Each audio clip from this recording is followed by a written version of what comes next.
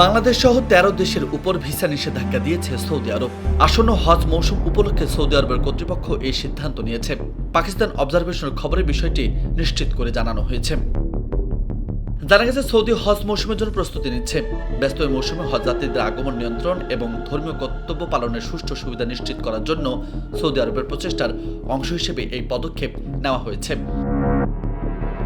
এই নিষেধাজ্ঞা স্থায়ীভাবে প্রযোজ্য নয়, বরং জুনের মাঝামাঝি সময় পর্যন্ত বহাল থাকতে পারে বলে জানানো হয়েছে। তালিকাভুক্ত দেশগুলোর ভ্রমণকারীদের জন্য ভিসা প্রদান সাময়িকভাবে স্থগিত থাকবে। এই স্থগিতাদেশ ওমরা, ব্যবসায়িক এবং পারিবারিক ভিসা সহ বিভিন্ন ভিসায় অন্তর্ভুক্ত থাকবে।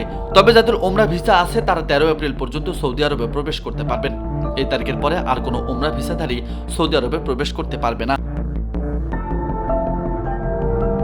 সৌদি নিষেধাজ্ঞা বাংলাদেশ ছাড়াও তালিকায় থাকা অন্যান্য দেশগুলোর মধ্যে পাকিস্তান, মিশর, Bharat, Indonesia, Iraq, Nigeria, Jordan, Algeria, Sudan, Ethiopia, Tunisia ও ইয়েমেন। সূত্র জানিয়েছে, এই অস্থায়ী নিষেধাজ্ঞা লঙ্ঘন করলে সংশ্লিষ্ট ব্যক্তিদের ৫ বছরের সৌদি আরবের প্রবেশ ও অবস্থানের উপর নিষেধাজ্ঞা আরোপ করা হতে পারে। এছাড়া ব্যক্তির অপরাধ বিবেচনায় তাকে আজীবনের জন্য সৌদিতে অবাঞ্ছিত ঘোষণার আশঙ্কাও রয়েছে। নিউজ ডেস্ক, বার্তা 24।